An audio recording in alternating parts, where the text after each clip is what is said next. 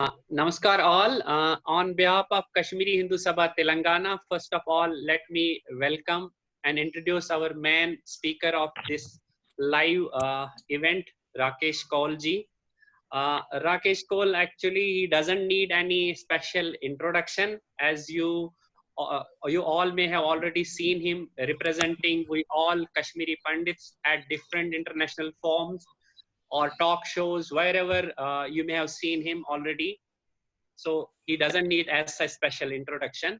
So but you already know he's the author of bestseller The Last Queen of Kashmir. He's an IIT gold medalist, and at present chairman of Syphomonics, and he has founded and contributed Indian studies in different reputed universities in United States of America. Rakesh had a distinguished business career himself. He was CEO in, and he has held leadership positions in very reputed public trading companies in United States of America. Uh, this is what at least a brief intro of Rakesh, which I just thought those who are not knowing him. I also welcome on behalf of Kashmiri Hindu Sabha Telangana all who has joined this virtual session, and I'm sure there will be a lot of learning from this knowledge session with a great speaker, author, Kuster Rakesh. And also for your information, this type of knowledge session is one of the goal of our Kashmiri Hindu Sabha Telangana too. So that's what this session is. And today, as you know, this session is hosted by Kashmiri Hindu Sabha, and we have outlined the talk on Kashmiri Pandit and the book which Rakesh ji has written, The Dawn Warrior Princess of Kashmir. And similarly, already you are aware about that. So with that outline, I will request Rakesh ji to start the session. In case he wants sometimes in break, I do have some questions ready. So if we can make it more interactive. Rakesh ji, over to you. Thank you. Thank you, Bharatji. Let me start by invoking a Mangala shloka by Abhinav Gupta. Where there is no light, it is not just dark, and one is not just blind. Where there is no light, it will cease to exist.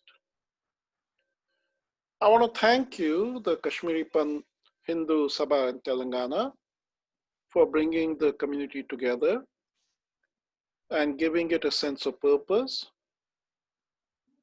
through knowledge and cultural events. I'm basically a community volunteer. My father's side roots are from Ranawari. I spent the first 20 years of my life every summer in that wonderful world. My mother's side is from Devabad. So, like all of you, we have a deep emotional connection to Kashmir. Today is Father's Day in America. Yeah. And it's also International Yoga Day. So I propose, in honor of Father's Day, a day of celebration, and yoga, a day of liberation. I propose to share with you two of Kashmir's great empowering technologies. And I will share these two empowering technologies, one of which at least we Kashmiris claim is the greatest technology ever invented by humanity, through stories. I'm a storyteller. And so I will do it through the lens of Kotarani and through the lens of dawn. And In the process, I will unlock the warrior that is within. Is that okay, Mara? Is that a good subject for us to have a conversation on? Perfect, sir. Okay. So with your blessing, let us travel together. Let's start with reality, because in Kashmir, we were obsessed with the nature of the truth of reality. We didn't think that it was an illusion. Real was real. And the reality today is that all of us around the world, to one degree or the other, are quarantined. And the world, literally, for each one of us, has turned into a cave. So, how should we view this experience, this cave like existence?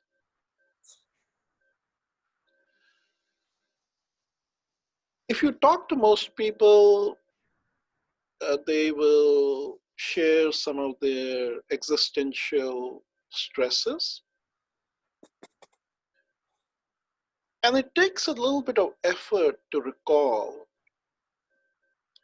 that Moses and Saint Elijah spent time in a cave, that Maimonides, the foremost Judaic polymath, wrote his seminal book while exiled in a cave. When Empress Helena visited Palestine in 327 AD, she stated that Mother Mary conceived Jesus in a cave and eventually raised her family in a cave. Palestine, at that time, she found, had Christian mystics living like hermits in hillside caves, something that we would see even today in the Himalayan ranges. Prophet Muhammad heard the Quran for the first time in the cave of Hira. And as we come closer home, we too have many stories about the cave. Tibet has the cave where the famous killer turned yogi Milarepa meditated. In Kashmir, we have a long tradition. The ancient rishis would take abode in the many caves in our homeland. We all know about the luminous Abhinav Gupta's Bhairav cave in Birwa. We all know that Amarnath cave is where the secret supreme was revealed. But even if you go down to South India, you have the Viruksha cave of Ramana Maharishi, which is visited by hundreds of thousands.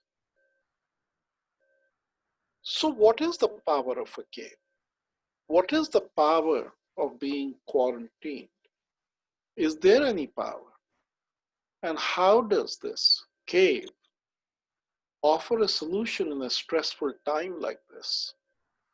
With the pandemic, China-India war, black and white race riots all across America, social unrest. Wherever you turn, it seems that the specter of death is everywhere.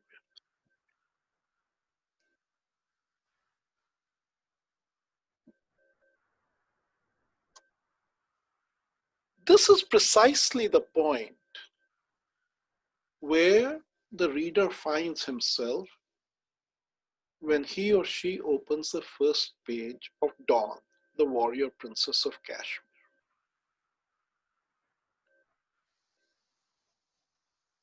In fact, the reader finds himself or herself in a cave in Mount Kailash where hides Vidya and her daughter Dawn, the titular character in Dawn, the warrior princess of Kashmir.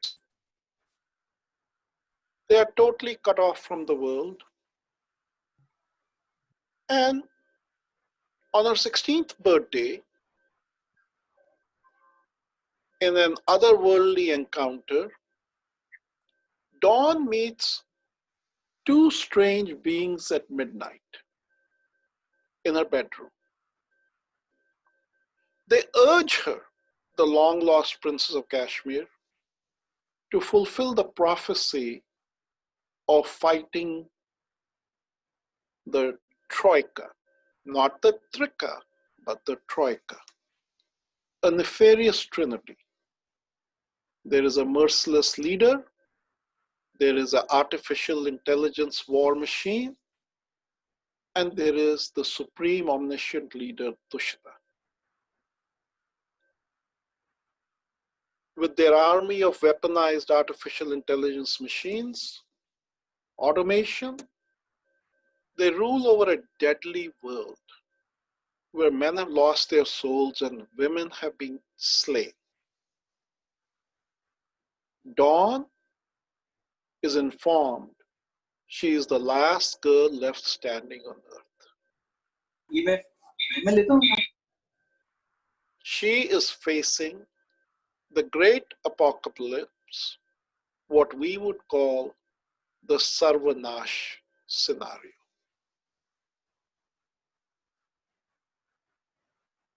How does Dawn fight back? This troika with 5 billion men armed to the teeth with the greatest technology. How does she face this challenge? This young girl who has been born in a cave, lived in a cave, her mother has kept her isolated. She has no weapons. And so it is here that Dawn's rite of passage story begins and she embarks on her quest. Before we move further, it would be instructive for you to just take a second and think, what would you do? If we are panicked today by the COVID floating in the air, what would you do if you were in Dawn's situation? Where would your panicked mind turn to for answers?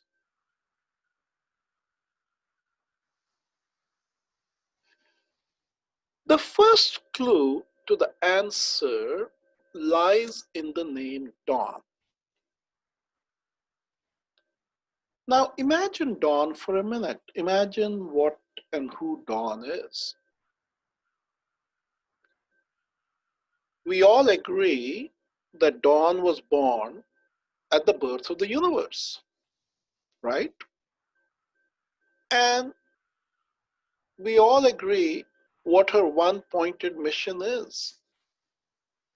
If you were to be put in Dawn's shoes, what would you see every moment of your existence? You would only see darkness. Dawn has been facing darkness since the formation of this universe. Dawn's mission is to make the darkness retreat and drive ahead fearlessly. She does it with the Dawn force, the light that's within her. Now, Dawn, when I came up with this character, it was not because I live in America, and it's not because I wanted to bring an alien concept into Kashmir.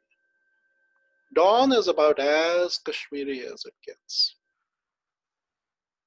Just think for a minute. Dawn, or Usha, who you recognize as the Sanskrit word, is the most important goddess in the Rig Veda. In the Rig Veda, there is no Durga, there is no Kali, there is no Ragniya, there are none of the Shaktis that we in Kashmir hold so near and dear. Dawn is the most powerful feminine energy in the Rig Veda. Usha is the harbinger of the rebirth of life each morning, but she is much more. Usha is the only Indian energy or goddess who has spread around the world. Usha's cognates are Eos in Greek, Aurora in Roman, and Eostre in English, which is the root of the word Easter, the festival of resurrection and rebirth. Interestingly, Usha is also the name of the sanctuary city where the Sanhedrin or rabbinical court fled to in the 2nd century when they were being persecuted. It is very important to remember that in addition to the celebrated Gayatri mantra honoring her, she is also the goddess of order, the driver away of chaos and darkness.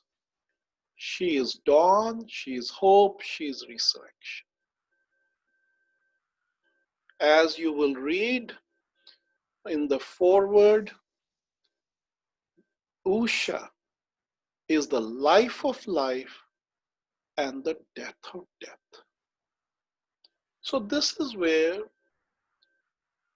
you, for the first time in that name, are given the first clue that when you are facing any challenge in life, because all challenges represent either death or near-death experiences.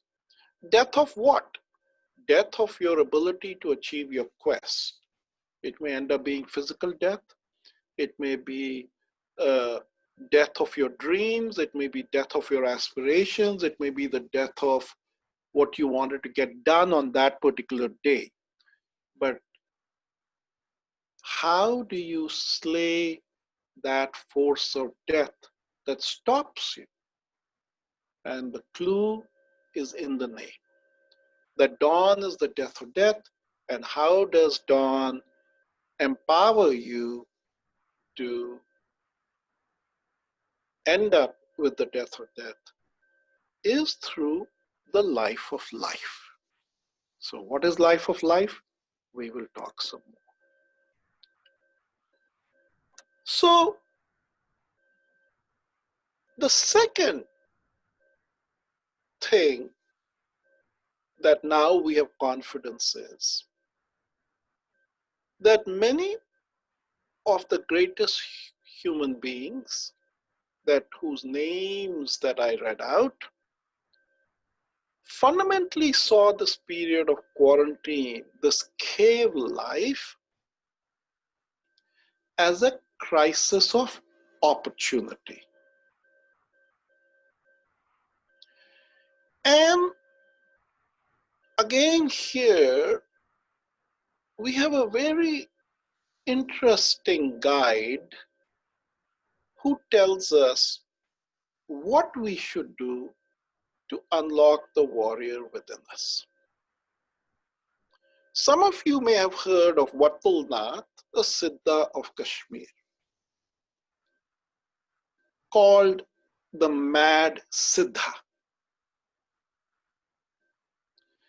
And Vatulnath talked a lot about these periods where you as an individual or society or humanity experiences sudden rapid change.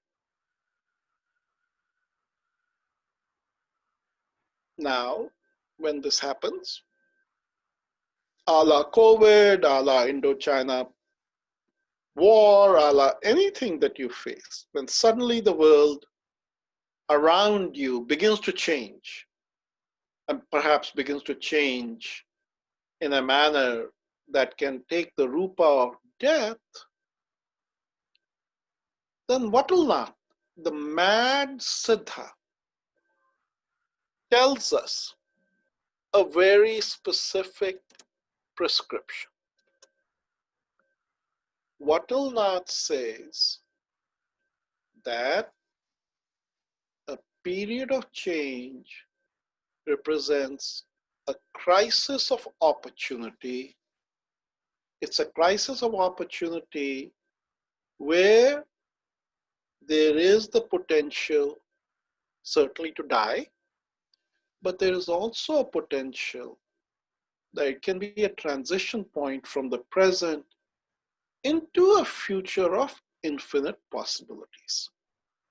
Because when you go in a state of fluidity, then you can create many possibilities. It's only in the world of fixity that you have constraints. So, what does the Kashmiri Wattelnath say you should do? He says that at this point, you have to exhibit Mahasas. Mahasas is not just courage. Mahasas is greater than courage. Mahasas is the courage of audacity. Audacity. So right now, if you as Kashmiri Pandits and I as a Kashmiri Pandit are not using this period to become a warrior, display audacious courage, then we are missing an opportunity. And this Mahasas courage should result in audacious gambits, audacious chals, audacious upai. Don't think small, think big, take chances.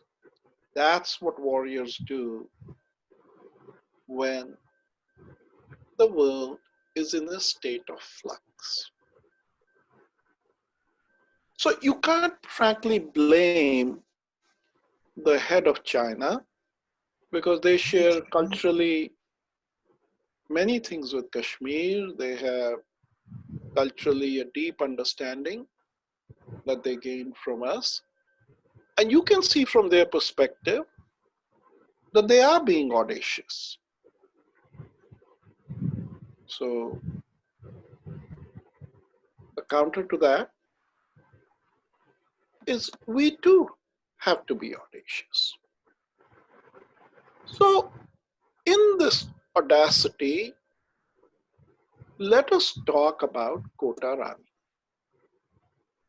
Now, Kota Rani was unknown to the world. It took me 12 years to bring her to life, 7 years to research her, collect materials from all over the world, scholars, 3 years to write, then 2 years to knock on doors. The great news is it became an instant bestseller. The book is now completely sold out. It was retailing for 300 rupees. Today, it has become a collectible item, and you can't even get a used copy for 7,000 rupees. And Kota Rani is probably one of the greatest queens in the world. She certainly, from a partisan, and I have no problem being a partisan, is the greatest queen that India had. But what Kota Rani does do is she lays out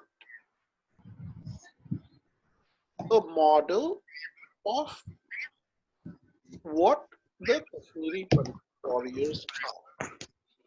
And I have called them as Shastra warriors. Now, I think I've shared elsewhere, but for those of you who may not be aware of it, the word Shastra has two meanings. Shastra certainly means what we conventionally know as Shastra means knowledge, sciences, even the arts. But Shastra also means the blade, the knife. And Kashmir had a very unique tradition that our warriors were Shastra warriors. They, on one hand, were poets, yogis, and on the other hand, they were lethal people in battle. So, one story that I have often shared, but there are many, many such stories, is the story of Alamkara. But before I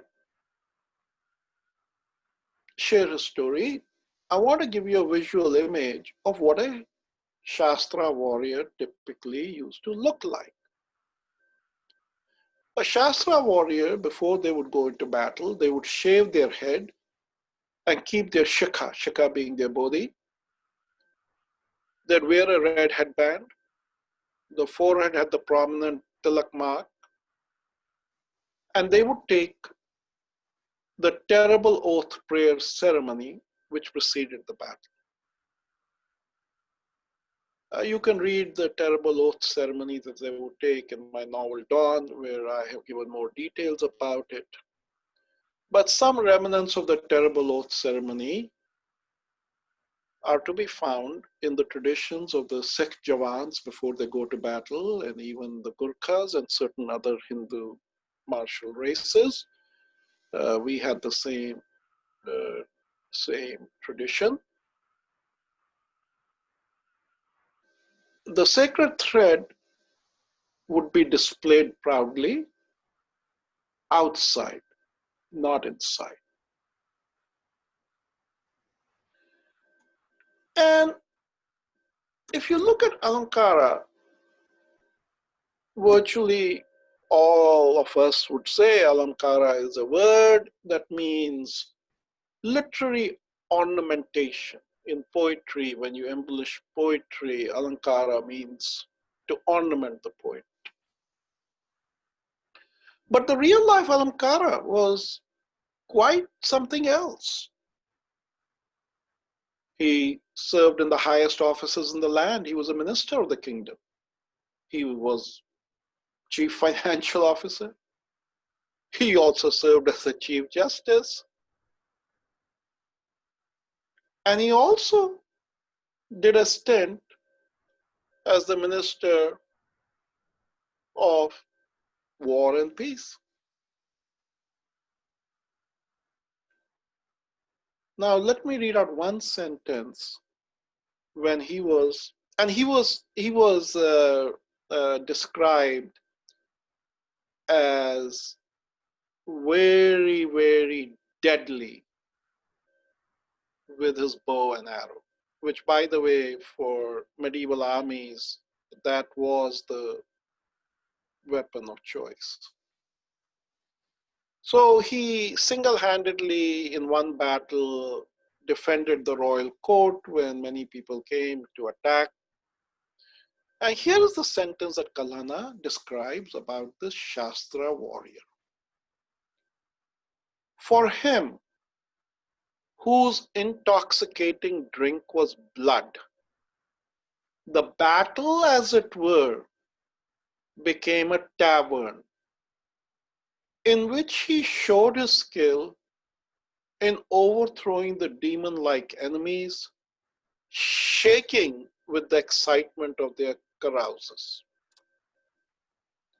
Now, Alankara was not an exception.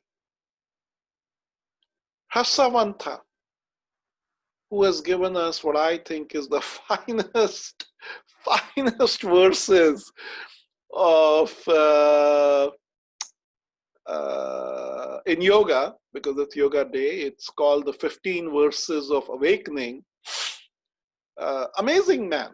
He was the head of the Kashmir army, and he starts off by saying, he says, look, I'm minister of war. I don't have time to do Patanjali yoga. I don't have time to do all this stuff. I need something quick, something fast.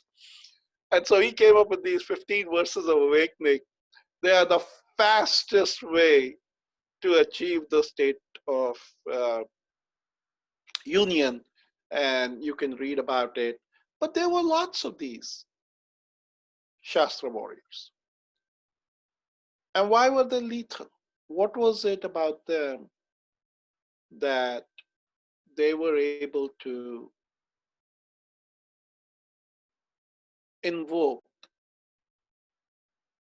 the inner force that enabled them to be such fierce warriors? Again, I share these secrets in my 2 books, but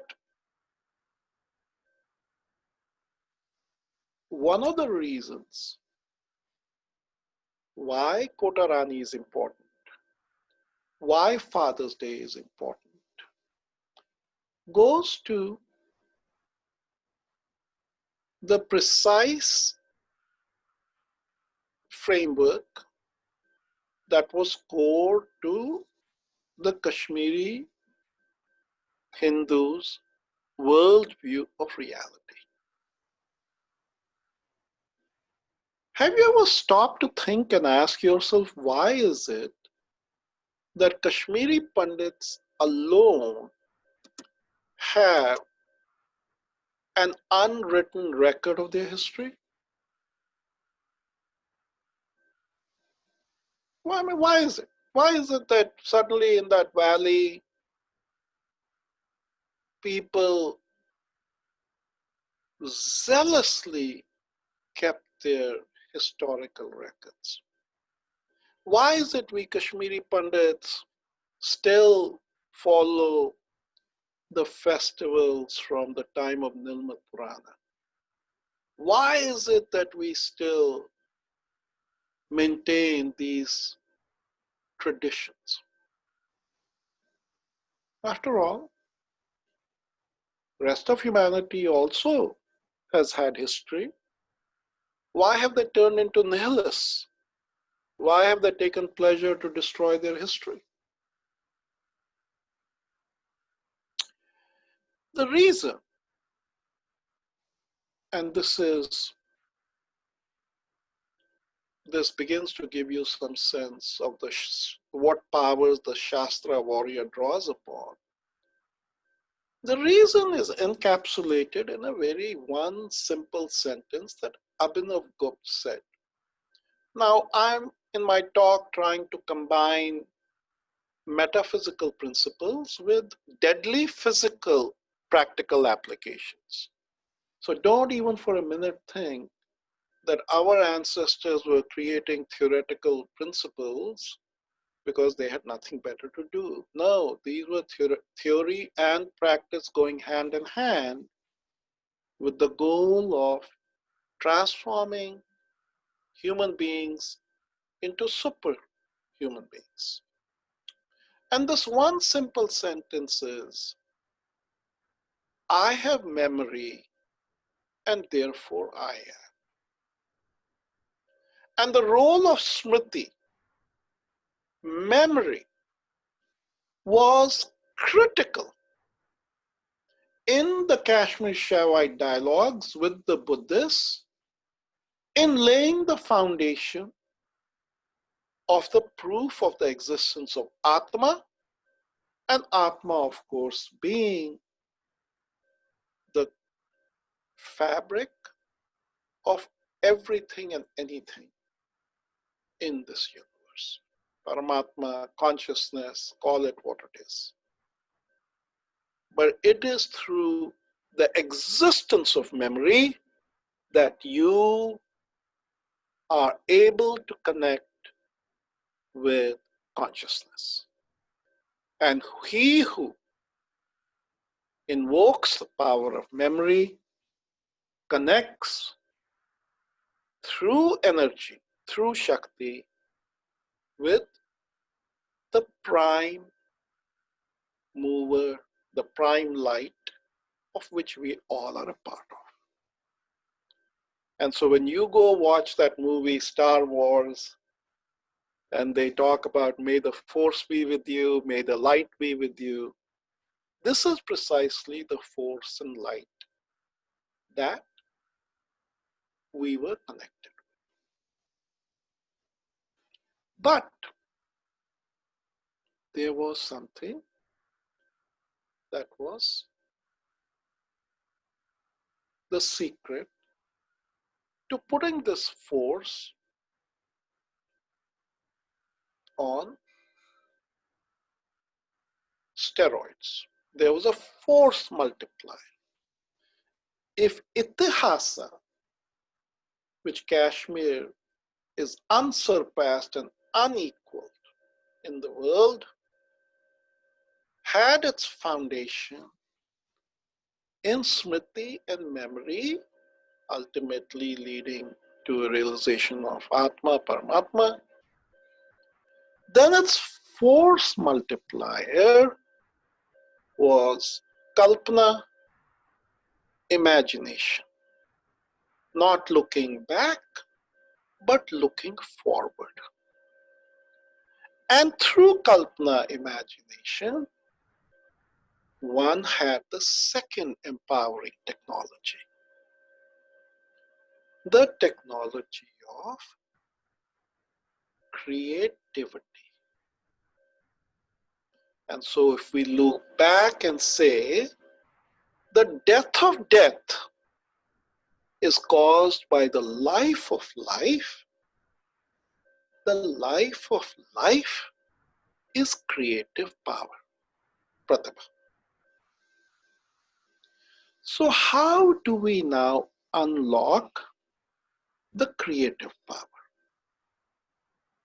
which is the second empowering technology? Let me take a minute first to help everybody understand the uniqueness of Kotarani, and then I will help you understand the second power. The uniqueness of Kotarani as Itihasa is that it is written in Shant Ras. Shant Ras is considered to be a virtually impossible ras to compose a literary epic. There are only two major compositions that have been written in Shant Ras because no author has dared to take that challenge on. The first composition that was written in Shant Ras is the Mahabharata. So you have to understand, in Mahabharata, if you just step back and look at it, what a horrific tale it is. Everything is horror. At the end, everybody dies. The bad guys die, the good guys die, all kinds of horrors are committed, women are assaulted, humanity is wiped out, civilizations come to an end. It's horror. But how does a reader work his way through the Mahabharata? The reader works his or her way through the Mahabharata because it's written in Shant Ras. Even though you read that book and you go through it and you experience all of its pain and horrors and agony and anguish and Draupadi's cry of humiliation and anger that leads her to unravel her hair loose and take the fierce blood oath, it still in an odd way leaves you in Shant Ras. The second great literary composition that was written in Shant Ras is Somadeva's Katha Sarit Sagar. Now, most people may not be aware of how painful the circumstances were that this novel was written in. Painful. Somadeva shared these stories for a queen who was in deep anguish. Her husband, the king, had led a good life. He had eventually turned over his throne to his son, and the son had humiliated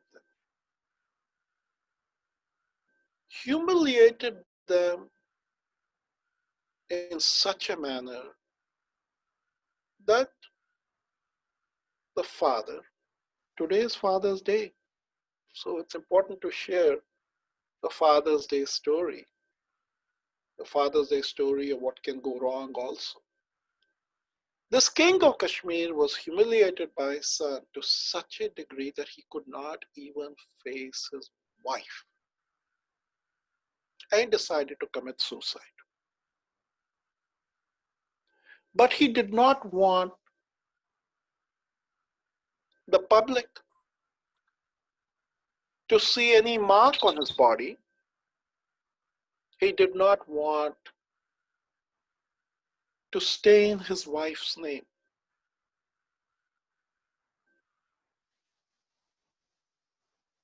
So he took the sword and he drove it up into his body through his anus. And he died. That's the kind of warriors our ancestors were. And when he died, his wife, the queen, for whom the Katha Sagar stories were shared and told to, stepped on the funeral pyre and committed sati. So how do you go through those stories? You go through those stories in Shantaras. Kota Rani, the last queen of Kashmir, is only the third major literary composition that has been written in Shantaras. It is certainly the first literary composition in English ever that's written in Shantaras. I share this so that you can better understand the technology behind Dawn, the warrior princess of Kashmir.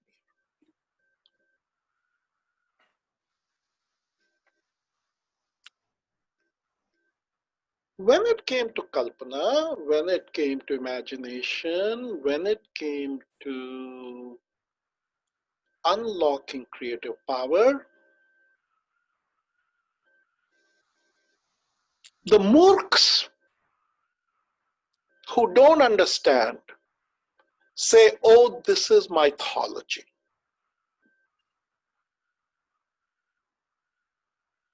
And then there are unfortunately others who say, no, no, no, this was all real and, we have lost that stuff. No, no, they completely are missing the point. They're completely missing the point. Kashmir pioneered the greatest technology known to humanity through the creation of Sahitya. The word Sahitya, literature, was coined in Kashmir by Kuntaka. It's a combination of Shabd and Artha, word and meaning. But within that Sahitya, there was a unique genre called Niti. Niti is the wise conduct of life. The first Niti collection of stories is what we recognize as Panchtantra. The collection of stories that has traveled all over the world, still is the most translated stories. Now you come back again and say, Rakesh ji, just as there is history everywhere, there are stories everywhere, there is folk stories everywhere. What is the uniqueness about Niti? Okay. The first thing that is unique about Niti is it is written in the Adbhut Rasa, the rasa of wonder. So, in Panchtantra, for the first time ever, the device that was used to create wonder is the device of apologue. Apologue meaning that you have animals who act and talk like human beings. They exhibit the avarice, greed, compassion, joy, sorrow, foolishness that human beings have.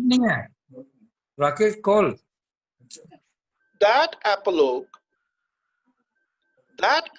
had never ever been done before. The people were filled with wonder. And these stories traveled all over and became part of Aesop's fables. They became part of Grimm's stories. They found their way into Chaucer's Canterbury Tales. They became part of Fontaine. Today, we have lost that in India.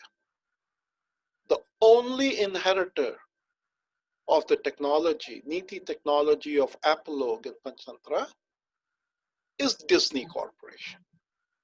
They own that now. But wonder, Adbhut Rasa, is what is core to Niti. Now, you may say, but I can go see the ocean. I can be in the mountain. And I am filled with wonder. So Rakeshji, why should I read your story? Nobody likes to read. I'd rather read a Facebook post. It is not very demanding, and it gives me enough information for a cocktail conversation. Why pick up a novel? Why pick up a book? Why read? Why spend that time? There are supposedly 27 different types of wonder experiences. Don't ask me. I've not been able in my research yet to identify all of them. But when you experience Niti, which is wonder that is created through a literary device, something interesting is happening. The role of wonder, rasa, is to help you escape from the prison of your mind. We all agree, right? When you go in a state of wonder, you go into a state where the rules that the mind has you prisoned in, you're freed of that. But when you are in that expansive, wondrous state, Niti puts you in the highest state to learn. Gyan, knowledge, what you started this call with. So learning is opening of the mind to new possibilities. So it's not a surprise, that Rumi, who came much later, and the Sufis at the end of the day borrowed a lot, and that's fine. Imitation is the best form of flattery. Rumi said a very nice line. Remember we said we'll talk about Gyan and knowledge. Rumi said something very interesting. He said, sell knowledge, buy imagination.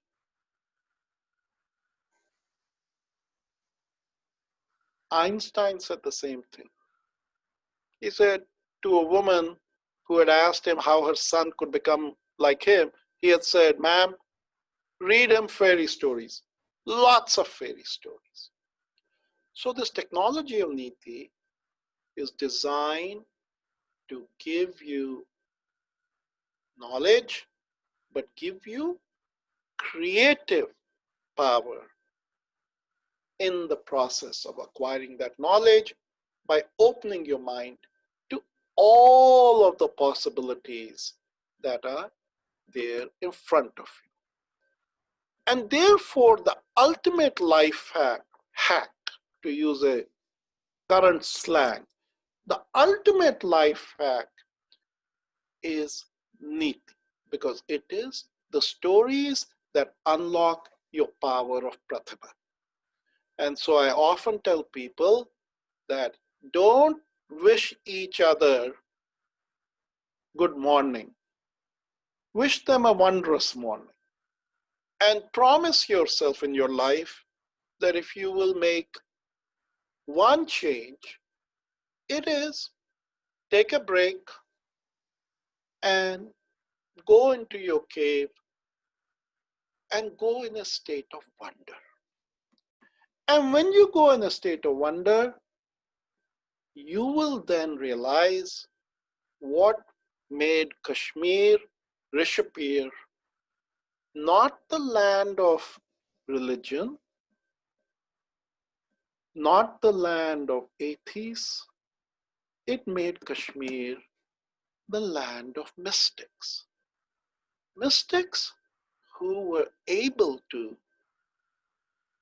experience and live and exist in a state of wonder that opened their minds to the indescribable possibilities that reality presents us. And that's why the most common state of description of Kashmir always has been the wonder that was Kashmir. And so let me now summarize that as you think of yourself in the journey that you are in, and as you look for empowerment technologies, your empowerment will occur if your memory of what has occurred. Because what is memory? When experience ends, memory begins. So memory is the storehouse of all of the past experiences. If you have more of it, you start with a competitive advantage. And if you have more niti and you permit yourself niti experiences, so if itihas is smriti at a practical level and niti is pratibha at a practical level, if you have that competitive advantage of itihas and smriti, and you have the leverage of kalpana and pratibha, you watch. Your powers will be unlocked, and though small in numbers, you will be giants on earth. Thank you.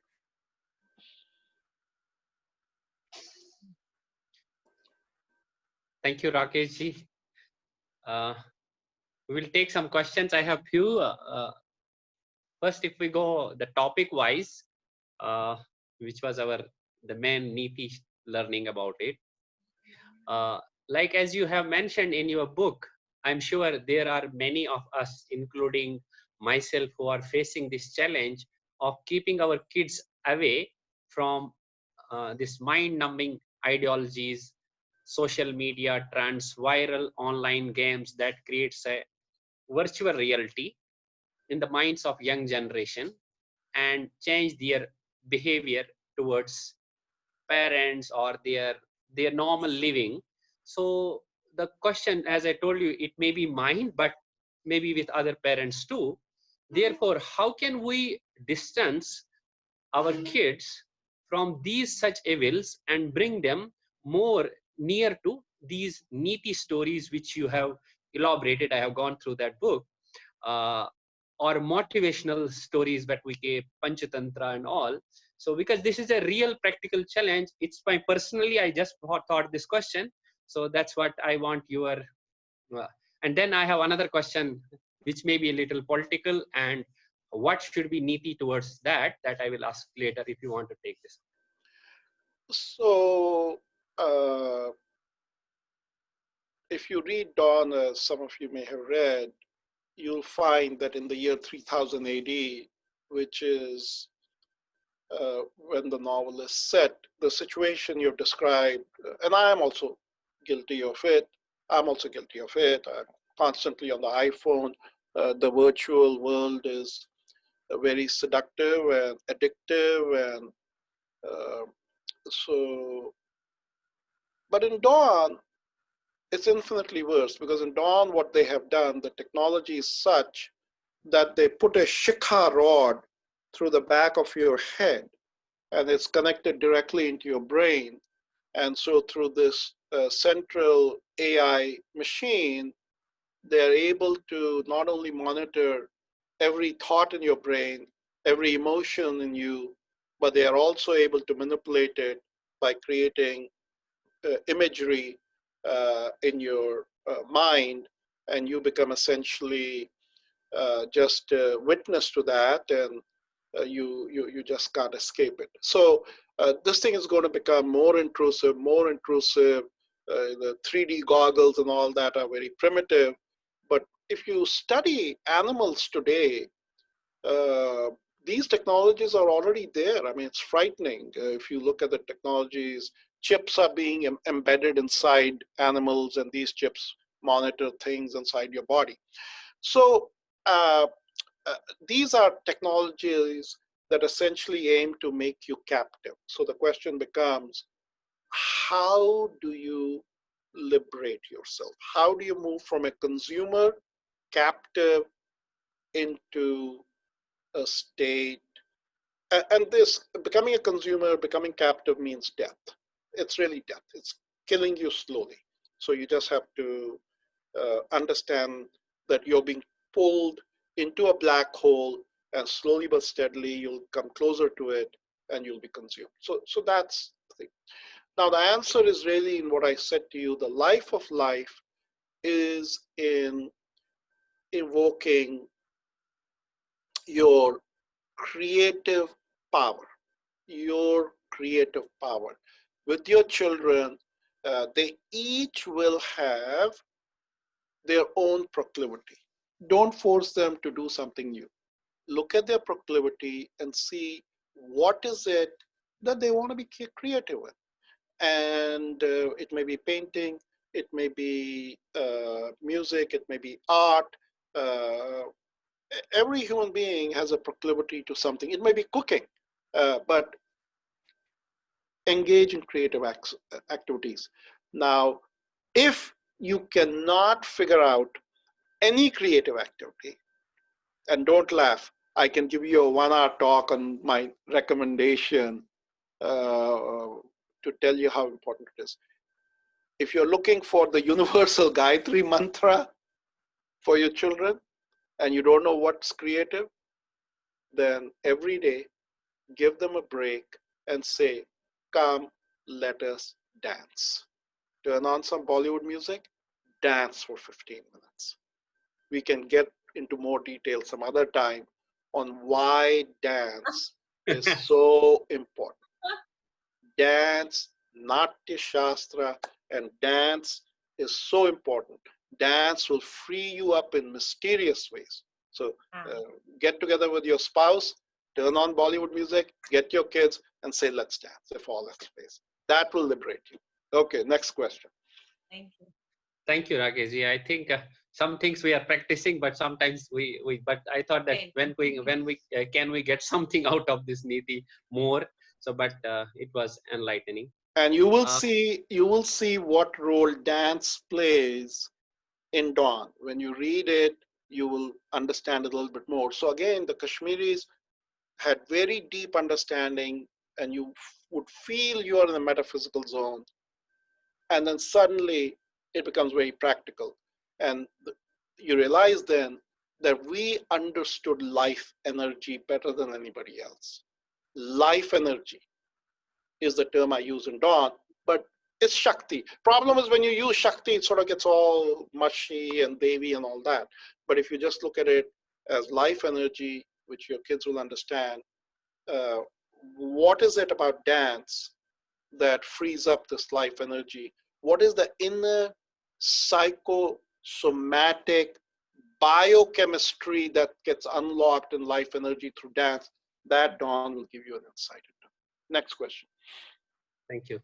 So as I told you, it may be a little bit political question and how we can achieve, but it is not, if I say it is not political, to be honest, directly. So how can we achieve the bigger goal of we all? I mean, we all means all Kashmiri Pandits, which is reversal of our exodus of Kashmiri Pandits, and ensure that we flourish back in our ancestral homeland. Uh,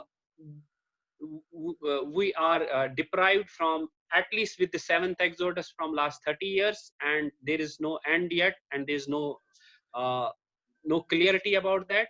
So the question is, how can we make sure that there is no more KP exodus from Kashmir Valley?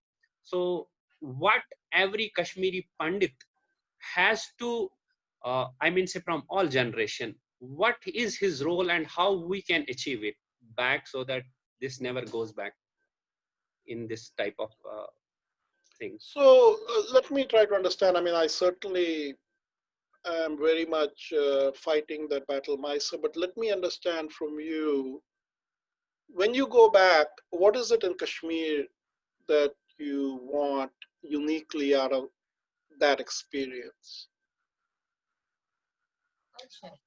Mainly the way I had been in Kashmir till my ninth class. So the surroundings which I lived there, the nature with whom I was connected, with my cows, with my goats, with my orchards, and the beauty which is missing. And second, the cultural, the tales which your Niti Shastra tells me, that I have learned what the Mahabharata, which you said that the Shant Rasa whole from my grandmother. I did watch it later on TV, but I was completely absorbing whatever I was getting from TV, from which was told by me through tales of by my grandmother. So Okay, that's what so again, I'll put this happiness, need. complete happiness. Yeah, I'll put this. Yeah, I think that I'll pick up where you just ended. I think the And way. maybe I will just conclude that what Yeah, should be our niti as a whole, every Kashmiri Pandit's niti, yeah, when what niti says to us. That's what. yeah. Thank you. So what Niti says and what Itihas says and what our culture says is this, that uh, it's sort of very interesting what it says. It says that you are happiest when you're free. The more free you are, the happier you are.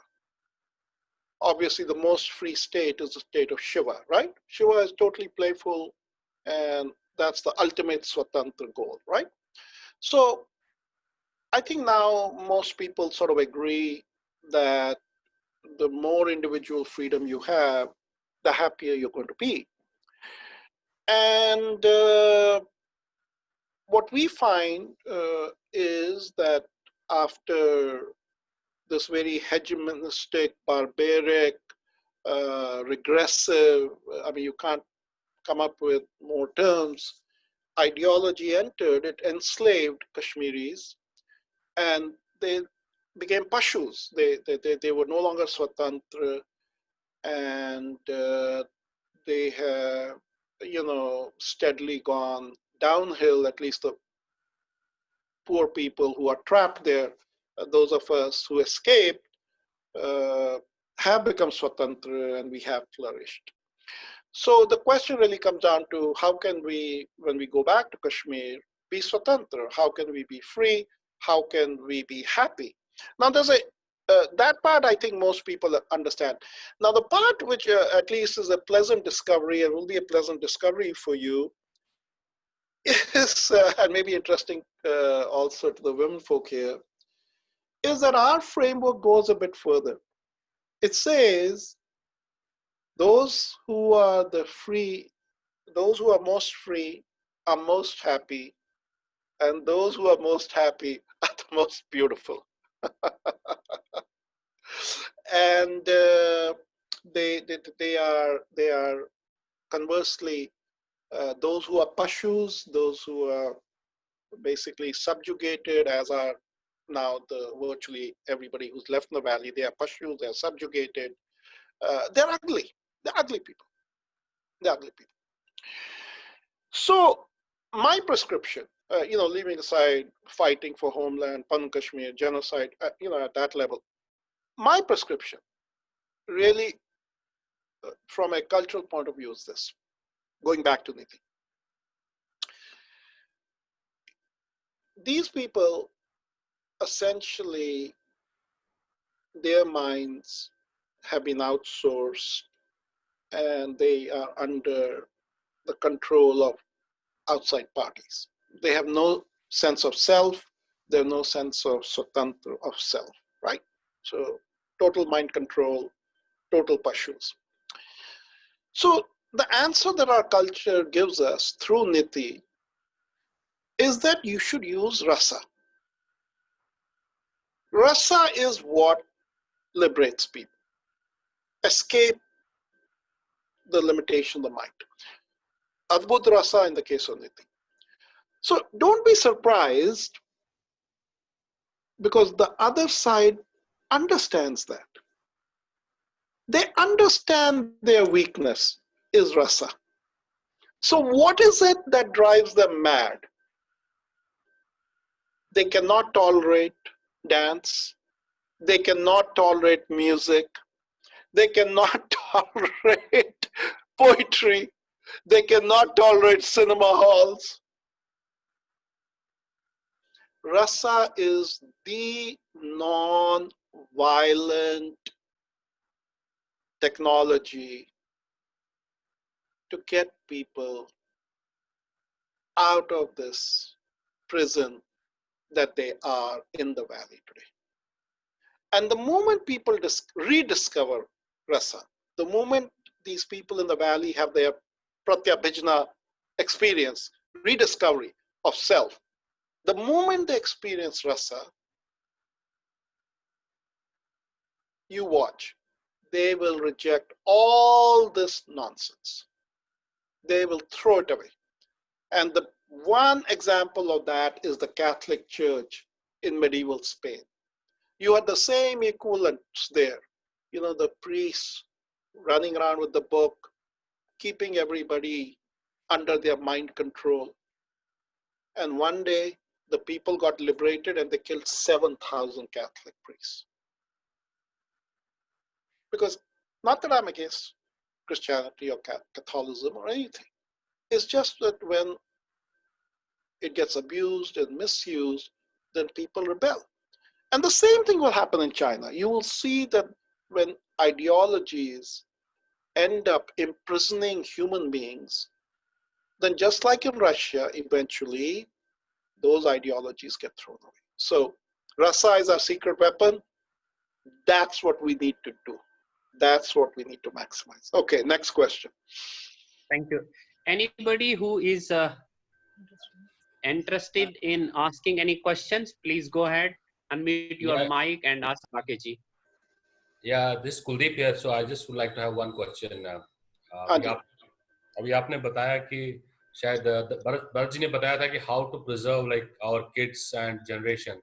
So how can we? I believe that to preserve a culture is that to give your culture to the young generation, which is not happening in the Kashmiri community right now. So we are already extinct. So how to preserve that and how to be non-existent? So I never said preserve something. You only preserve something that is dead, right? Preserve as a food word, preserves is a synonym with jams, right? The strawberry is dead. You just put it in sugar, you make a jam, or pickles, or you preserve a mummy, or you preserve something in a museum. So I'm actually not about preservation. I'm about creation.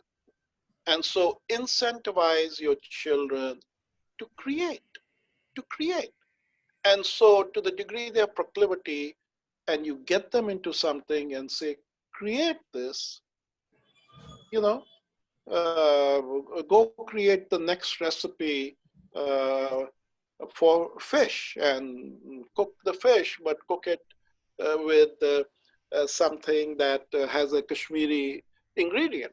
And that's the way you slowly get them into connecting with their culture, but connecting in a way that is alive, not dead. How can we expand it also? I believe that we should not keep the culture with us only. We should expand it also. Oh, that is happening. Look, that is happening in spite of us, because the truths of Kashmir are universal truths. I mean, today we're celebrating International Yoga Day. I mean, Patanjali Yoga Sutra was written in Greater Kashmir. So, I mean, what better proof than that? Ayurveda is the next wave that is following yoga. Ayurveda, Charaka was a Kashmiri. So all of the arts and sciences of Kashmir have gone universal. The hottest subject today in universities, whether it be the field of computer science or whether it be the field of life sciences, is trying to understand consciousness. The fundamental question today that's being asked is, can computers ever become conscious? In 30 universities around the world, people are furiously studying Kashmir Shaivism because the incredible understanding it gives on the nature of the universe and consciousness, those profound truths, they can't get anywhere else. They're not, there's no scholar in the world who's coming to Kashmir and saying, oh, let me study what these people today are practicing in Kashmir. No, not one scholar, but in 30 universities, Oxford, Kyoto, University of Halle in Vienna, you know, I can name you 30 universities because I'm in touch with these professors. So that part's already done. I would actually say the reverse, that it's we Kashmiri Pandits who perhaps need to have that self-recognition that we have these incredible technologies and how do we make them a part of our daily life, because the rest of the world is using them. And so I think it's more us rather than the world. The world is running with our technologies. Thank you. Rakesh, this is Vinod. I have one question.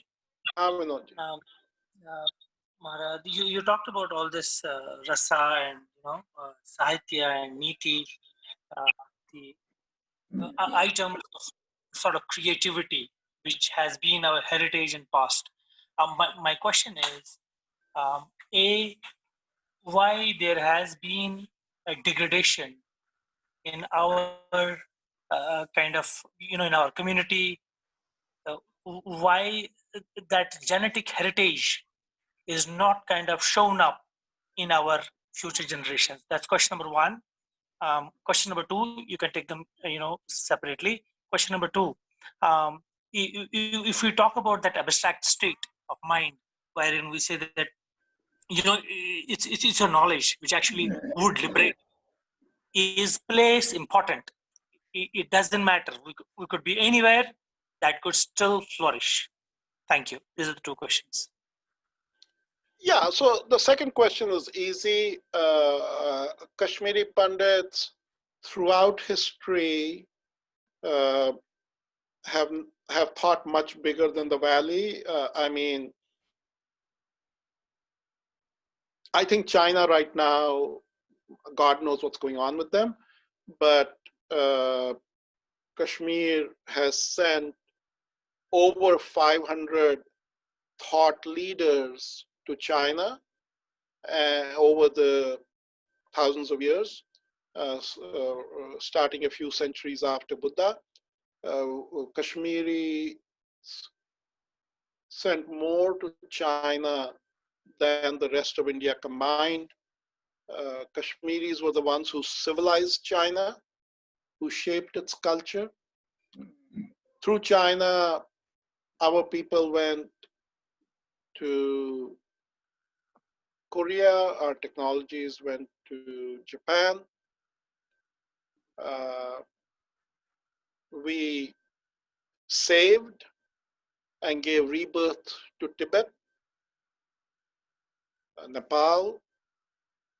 Our ancestors went all the way south. Shankaracharya came and took Sharda Devi, and Sringeri is now proof of that. Our ancestors went to Java. So our ancestors came to Kashmir from the banks of the river Saraswati, and they left Kashmir. It was a hub, it was an incubation center in Sharda Peeth in the valley, in the various centers. But there wasn't a sense that their mentality was that of farmers. No, they didn't have this notion that anything would limit them, least of all the place of birth. No, these were people who moved. They went wherever they felt they could add value. So I think the second question is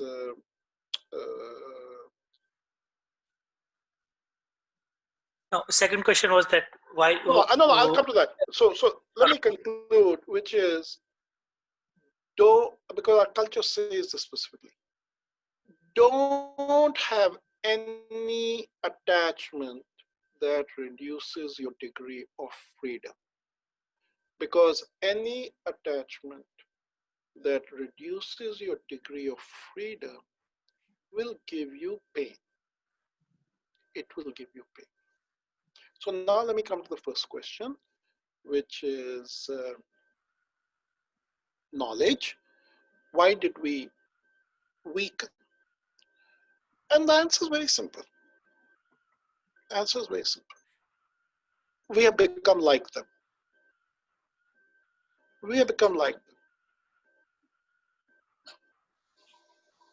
I see on television many of our representatives talk like them, think like them, act like them. I see in their writings.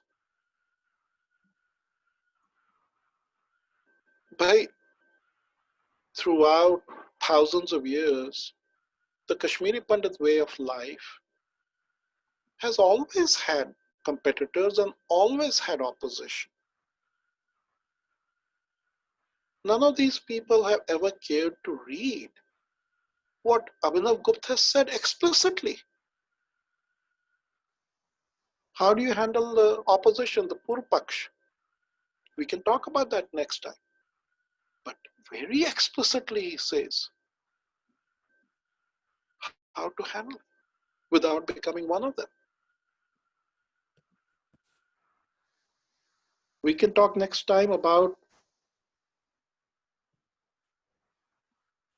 the Moksha Upaya, out of which came the Yog Vashisht. I think Moksha Upaya is as big as the Ramayana. It was written in the 11th century in Kashmir. The University of Hali is translating it. It's a 17-year-long project. Dawn is the first novel in the public domain that draws a lot upon it, brings it, makes it simple, makes it enjoyable. But now the whole world is waking up and saying, oh my God, Moksha Upaya, Yog Vashisht is a profound treasure. And people are racing to understand it. Now, do you know what Moksha Upaya is? Moksha Upaya is simply this massive text which is only concerned about one question. And I go back to the point that we are Shastra warriors. And the question it addresses is, how do you kill your enemy? There is no other place in the world where there is a war manual that is that long, that is that big, that is fundamentally seeking among other things. It's a yoga, which is an amazing book. Parallel universes, all kinds of interesting themes are explored. But fundamentally, it's about how do you kill an enemy? And the answers are very profound. And those are what Kashmiri values should represent in terms of how do you slay your enemy. So as we begin to pursue the pathway of knowledge with the degrees of freedom that we have, and this pursuit of knowledge is both in Itihasa, Smriti, and Kalpana and Pratibha, I can guarantee you that we will once again emerge as supermen. And already there are clear evidence of what is happening, how this seeds that were in the desert, in inhospitable terrain, they are now blooming. So I'm very, very confident. That's a bet I'll take any day. Thank you. Thank you, madam. Rakesh ji मेरा एक question है हाँ पंडित sir, which is sort of combining the last two questions. हाँ.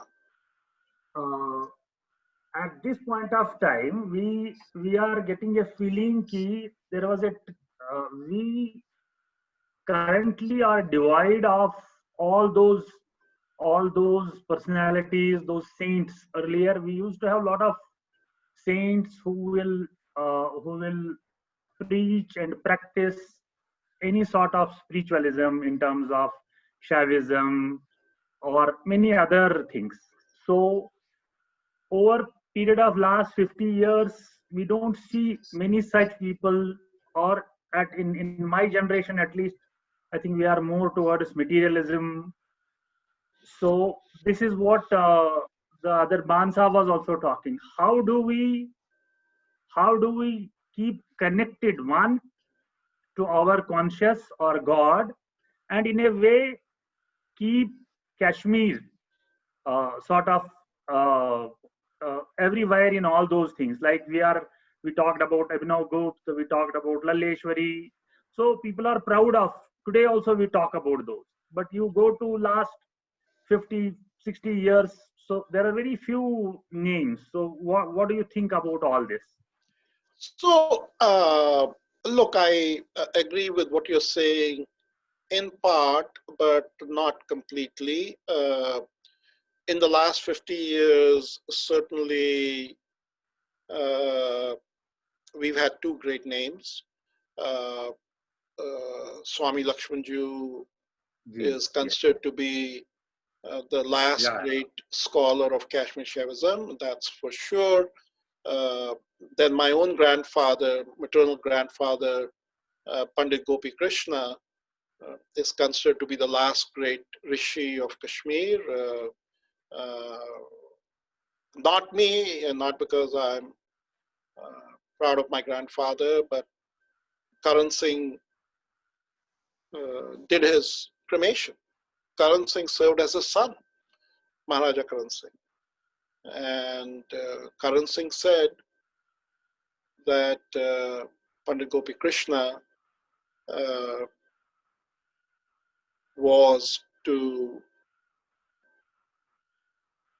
his time what Ramakrishna was to his. And so I think it's just that we have to reconnect. I mean, most people don't know that Pandit Gopi Krishna was the first Kashmiri Pandit who gave a talk at the United Nations.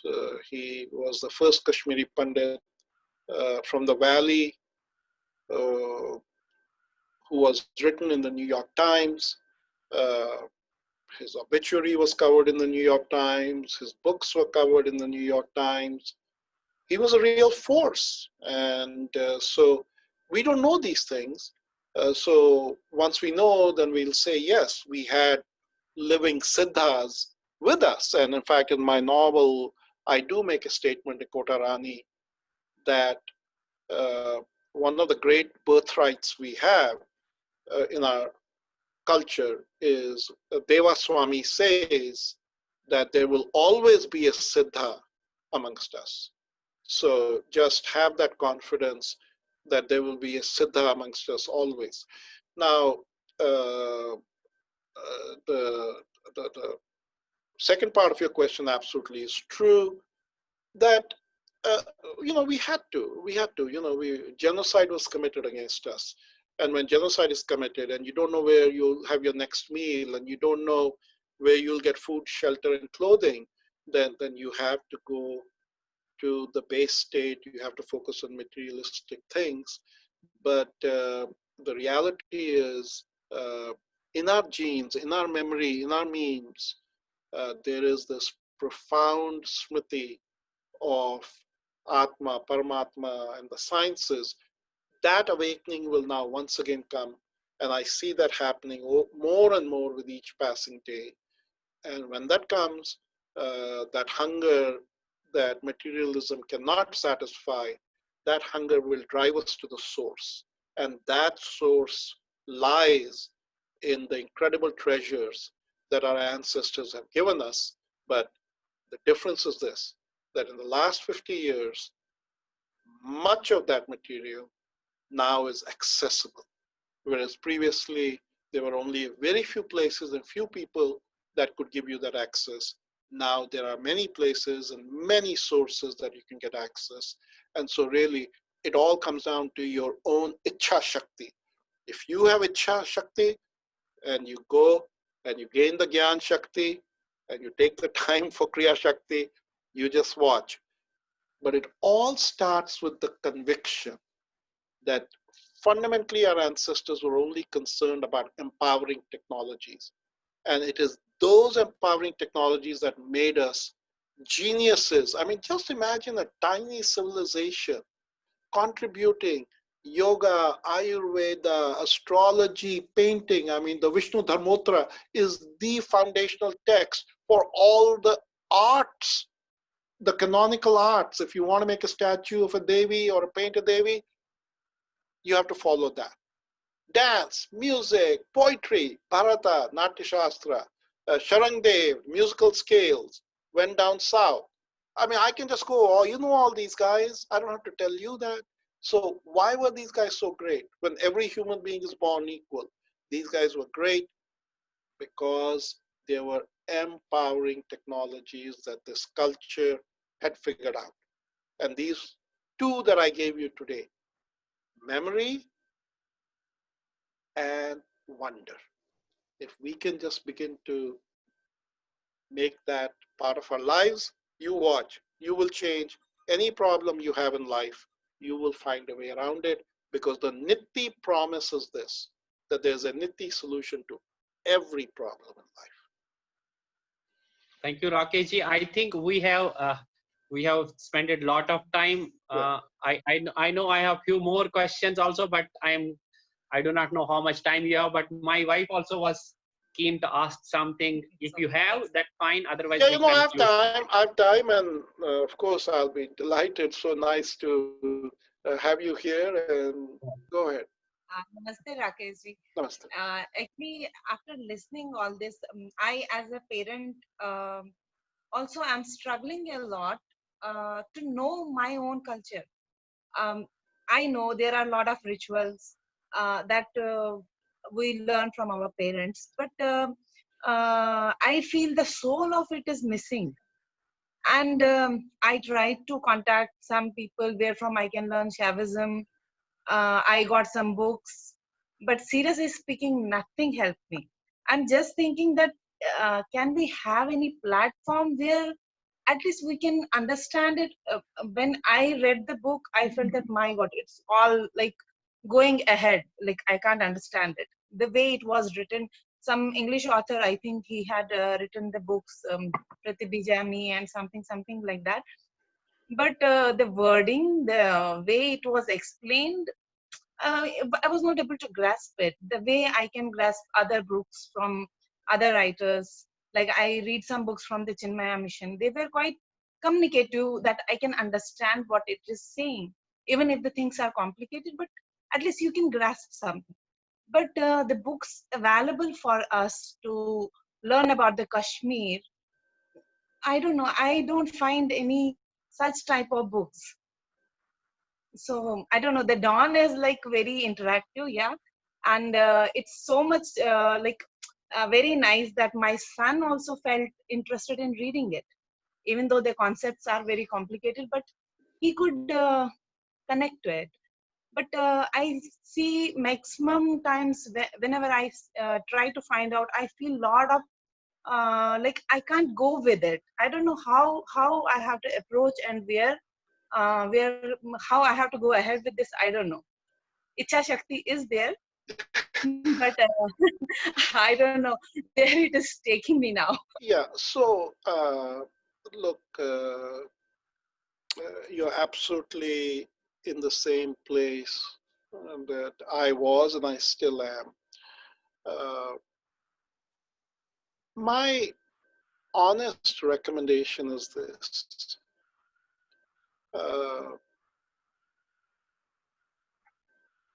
The whole pathway of, you know, tantra and rituals and gyan and yoga, these were known to our ancestors. And nobody did rituals better than them. Nobody did gyan better than them. Question becomes, why did they focus on a different pathway? They too understood that this is a very hard pathway, very hard pathway.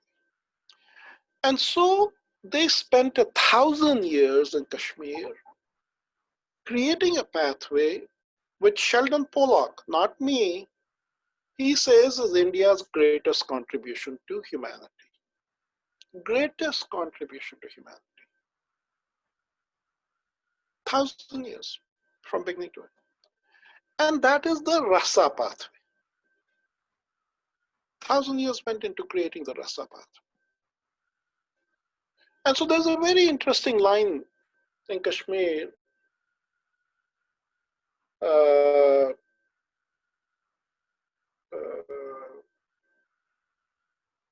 It goes something like this. The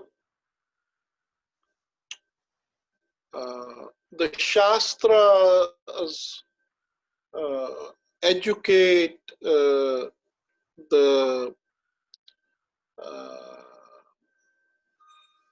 scriptures dictate, but rasa seduces. So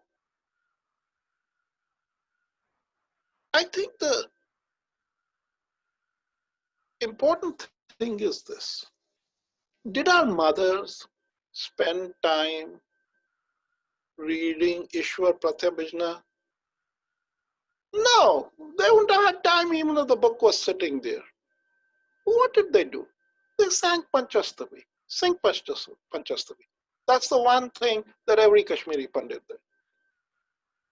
Pick music, pick dance, pick poetry, pick the creative arts, and open your heart and intuition and creative imagination through the process. You will find that is a faster pathway, much faster pathway.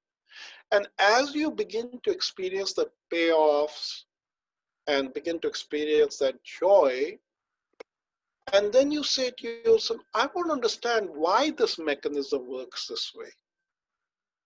Then I can tell you what to do. But nobody, when they tell you how to drive a car, nobody says, आओ यार, पहले इसका engine खोलते हैं और अंदर जाएंगे, सब इसके parts आपको दिखाएंगे. That is what most people are doing. Please don't do that. Don't go in the inner engineering of Kashmir Shaivism. That is even more advanced than quantum mechanics. Get in the car, start driving. Enjoy the sight, enjoy the scenery. That is the Rasapad. Sit, learn Santoor music. भाई देखिए, आपको मैं सबसे एक सवाल पूछूंगा. When you listen to music, and I learned this only through Hasavantha. Hasavantha taught me this. When you listen to music, what do you listen for? What is it that you listen to? Open the mics. I want everybody to try and attempt. There's no bad answer. Go in trance, just be relaxed and just out of thoughts. That's what. How do you go in the trance? Okay. I wouldn't say. It's very good. It's very good. But your answer illustrates my advice. You listen to music, you go in a trance, right? You experience the rasa. Did you understand at all the inner engineering of how that thing is working inside you, the mechanism? Now, Never. if you decide you're going to go into music theory and study that, and you'll struggle, you say, well, समझ नहीं आता है मेरी body में हो क्या रहा है ये कि किताब समझ नहीं आ रही है, right? Now I'll give you the answer to it. I'll give you the answer to it. And why rasa is the fastest way to consciousness, what you call divine or Shiva. Why is it? Why did our ancestors say it's the fastest pathway and available to all?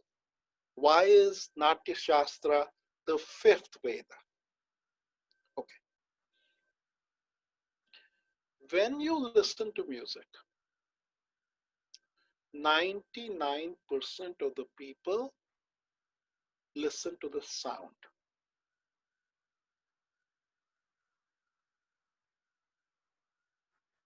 But our framework tells us, listen to the silence between the notes. Now what happens? When a sound is struck, जब आप मंदिर में जाते हो, पहली चीज क्या करते हो? भरत जी, पहली दरवाजे में क्या करते हो? घंटी बजाते हैं. हाँ, क्यों बजाते हो? क्यों पागल लोगों ने क्यों घंटी रखी थी दरवाजे पे? अंदर जब आप जा रहे हो, क्यों वो बेचारा जो मंदिर वो बेचारी जो शक्ति है उसको क्यों डिस्टर्ब कर रहे हो? That sound vibrates me so. Vibrate. No, the sound is not the important thing. What the sound does when you strike that bell, instantly that sound wave goes through your ear creates an echo resonance, it goes to your brain gets stimulated, right? It gets stimulated. Then once it experiences that high, now what happens? Enjoy. The notes start dying out, right? They start dying out, right? Yes. Now, as they start dying out, what happens? The dying of cognition brings your mind to rest. And as your mind comes to rest, you go into a different zone. तो जो वो चंचल आपका दिमाग था, that sound chases that chanchal stuff out. Your combust thoughts get chased out because your mind is now only focusing on that sound. And then, so please, when you next go to a mandir, don't go ghanta, ghanta, ghanta, ghanta, ghanta, ghanta. Don't do that. Just do one. And just focus, close your eyes, focus on the vibrations dying. It's not the vibration of sound, it's the dying vibrations. Focus on that. That is why Kashmir mein hum santoor ke liye pagal hote hain, because dying of cognition takes place. That is why the dying of cognition starts. So now I have shown you one secret technique of rasa and how it works. So coming back to your question, follow the easiest pathway of rasa, pick what you like, whether it's dance or music or food or poetry or art, just go in that direction. Learn Panchastavi, good enough. And learn this Henze songs, good enough. You will suddenly realize as you go down that pathway, apne aap hi aapki jagran ho jayegi, and then you will understand intuitively that ये क्या बला है, ये प्रत्याभिजना, ये क्या बला है तर्का, ये क्या बला है स्पंदा, ये क्या बला है स्पर्श, ये क्या सब चीजें हैं. But experience the car first, right, before you open the engine. So Mara, is that the reason that if you look at musical journey in our country, it never used to be so lively in Kashmir. Is the answer which you are trying to give? Is that the reason? Is that the reason for that? I mean, if I look at the journey of music, as an Indian subcontinent, and then go towards Kashmir, you don't see it much lively out there, isn't it? And you don't see even going all the way higher up, it almost dies there. What kind of defines that thing?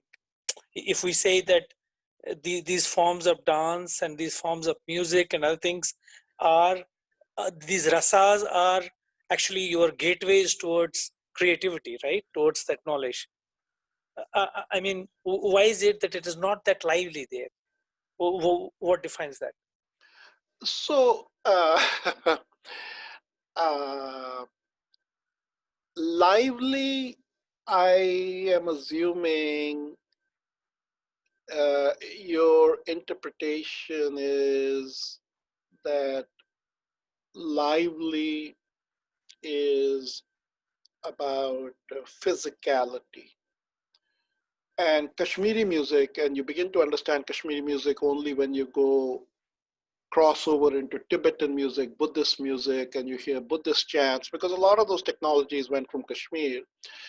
You begin to understand that Kashmiri music is essentially about life energy. And how do you tune up the life energy so that you come out of that experience really having experienced supreme peace. By the I'll give you a crude analogy. There are certain frameworks when they go to their center weekly, they come out, they're extremely lively. They're so lively they have to pick up stones and throw them, right? There's so much liveliness there, right? We go to our centers, we come back, we're peaceful, we're smiling, we're giving laddus to each other, man. Exactly. Right? So one is activating liveliness, which is uncontrolled. The other is liveliness that is life energy, joyful, pouring out. तो ये सब है हमारे knowledge base में, ये सब चीजें हैं, ये सब आपके लिए हैं, मेरे लिए हैं. This is our treasure. The treasure is not the kocha of Habakadal. The treasure is the technology in our heritage, because that's what's going to make us and our kids superhuman. But follow the pathway of least resistance, pick your proclivity, pick what turns you on. जिस चीज में भाई देखो, अगर आपको debate भी करना है, कश्मीर में हमारी मैनुअल्स थी डिबेटिंग की. How you debate an opponent. I see our brethren, they're not Kashmiri Pandits in their debating style. They behave like those guys do. They have lost the competitive advantage. But when we regain all that, we'll triumph. And we're already doing well. Look, what have we pulled? We have pulled off a miracle. There is no other time in the history of humanity that genocide has been committed against a people, and they've gone from the very bottom to the very top. So we are proof that our way of life does have strength to it. Okay, one last question, then we'll chop it off. Any other one last question? Rakesh ji, you know that Rakesh ji, you know that we did not succeed ourselves to raise the voice of Kashmiri Pandits, which could have been heard nationwide, I mean, Yes. say international. The reason is obvious. There is no single Kashmiri Pandit umbrella organization Yes. which would have connected all, suppose, states of India together so that the single voice would have been heard very well by the national governments as well as the international government. Yes. Hence, how can every Kashmiri Pandit Sabha like ours and the same way to other Sabhas come across, I mean, say, get together in such a way and form that togetherness and make that umbrella very strong so that our voice is heard. And you being an international figure of Kashmiri Pandits, so I would like to hear from you, how can we achieve? Sure. The answer to that is so easy, so easy.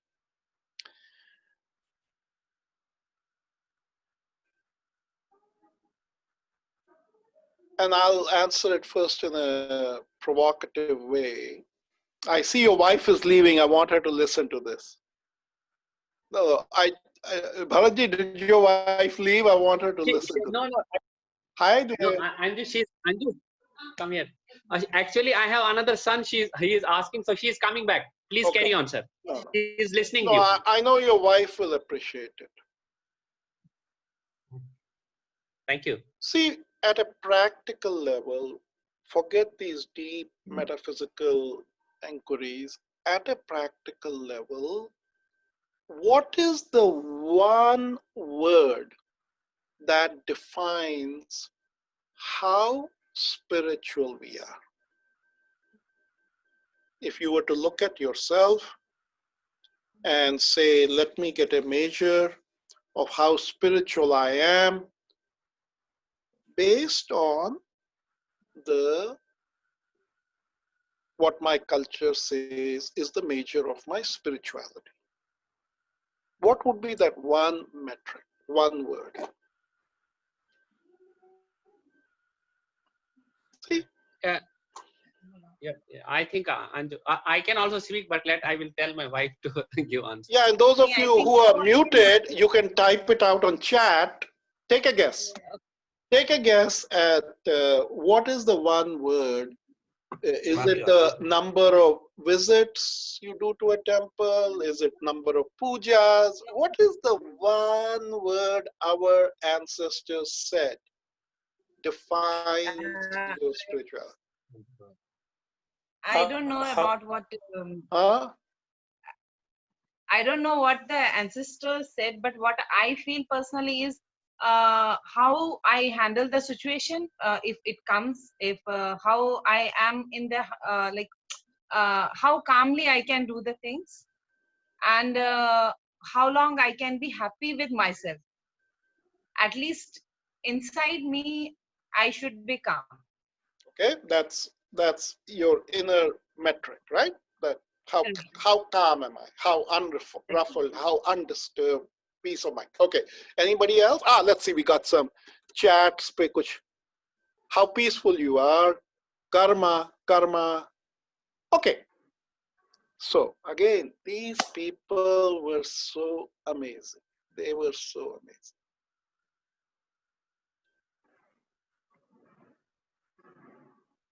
Just as the idea of memory, smriti, was used by the Kashmir Shavites as the Brahmastra, the weapon that essentially destroyed the Buddhist argument in favor of the Atmavadins, the people who believed in the existence of Atma, the people who believed in the existence of Paramatma, which is us Kashmiri Shavites, fundamentally from the process of Smriti. The corollary to that, the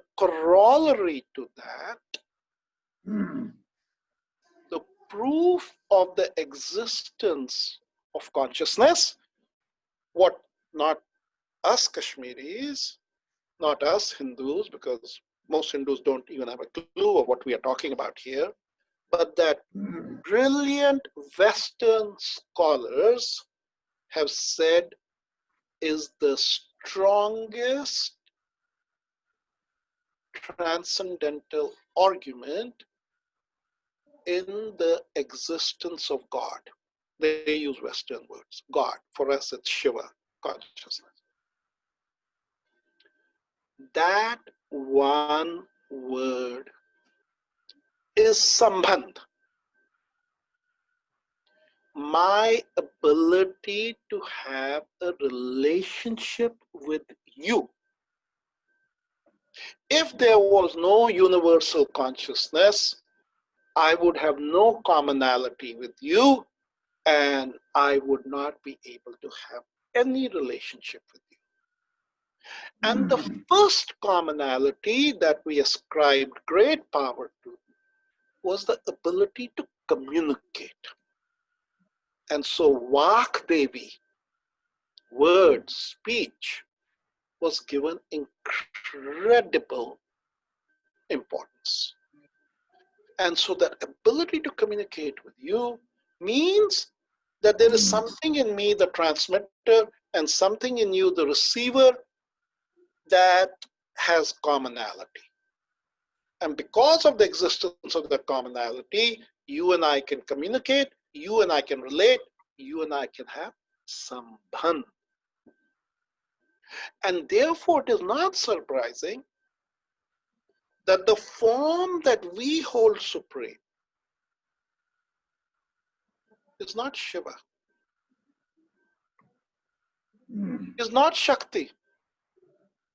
What is the form that we hold supreme? Bhakti. No, it's Pradhaneshwara. Half Shiva, half Shakti. It is that relationship. It is that relationship that is the proof of the existence of consciousness, the light of which we all are a part of. And so I now come back to the practical once again, because everything is simple and yet so complicated. Your spirituality is measured by your relationships. The stronger, the more intimate relationships you have, the more a Wangun you are, the more spiritual you are. And so our so-called activists have lost that quality. They have completely lost that quality. They've lost the quality that for you to do what you're doing, the measure of you is your ability to collaborate. Then you're reflecting our highest truths as a people. But they have become like every other, they have become like the other. It's in other frameworks. You have a leader, you have the hierarchy, and you have an organization. No, we are a collective. Our culture is built around sambandh. We are about collaboration. The moment people understand that they are not being Kashmiri Pandits, when they behave in that hierarchical way, organizational way, put labels, that's not Kashmiri Pandit. A Kashmiri Pandit is about sambandh. A Kashmiri Pandit is about collaboration. A Kashmiri Pandit is about you and I are the same. And if you start with that and you join hands, your voice will shake the world.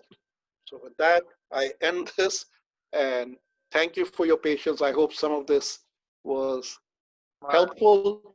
I would urge all of you read both these novels, not because as an author I've done my dharma, but I think you will gain a lot and it'll help you your journey, know more about yourself, and it'll empower you. That's why the books were written. They were written to entertain, empower, inform, inspire. Rakeshji, fantastic. Fantastic. Thank you, sir. Let me introduce just Rakeshji, Sunilji Saraf. He is our president of the Kashmiri Hindu Sabha here, Telangana. So he just joined a little late. So Sunilji, yes. But I have been hearing and, I was mentally prepared, what I'm going to hear, and it's fantastic. Maybe it looks a little deeper and, a little cryptic for some time. But then when you start going too deep and all that, I think it's fantastic. I could understand because I have been a student of Hindi and Sanskrit in my school. I've done high school and Hindi. So Rasa and all that was part of my life. And I can really relate to what you have been talking. All of us have to be little more pragmatic and little more creative in understanding about bhavas and rasas and how the mudras and the nad and everything, when put together all these things, all these elements, basic elements, how do we create ourselves, recreate ourselves. So thank you very much for a fantastic discourse. For some, it can be a spiritual, but for me, it is a practicing art, which you have spoken about. It's a practicing art. Shaivism is a practicing art.